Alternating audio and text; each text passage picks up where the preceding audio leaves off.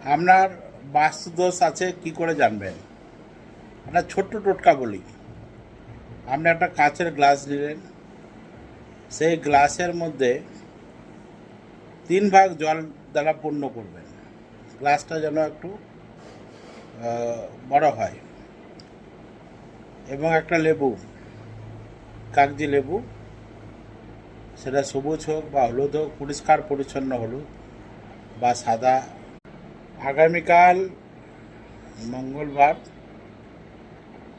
যাদের দেখবেন শত্রু আছে, মানে শত্রু বলতে ক্ষতি করার চেষ্টা করে, বা আপনি ধরুন সুখে আছেন, শান্তিতে আছেন, হিংসা করে, আপনি ভালো গাড়ি চড়ছেন বা ভালো বাড়িতে বাস করেন, বা হয়তো শান্তি করে ফ্যামিলি নিয়ে আছেন, অনেকজনের দেখবেন হিংসা হয়।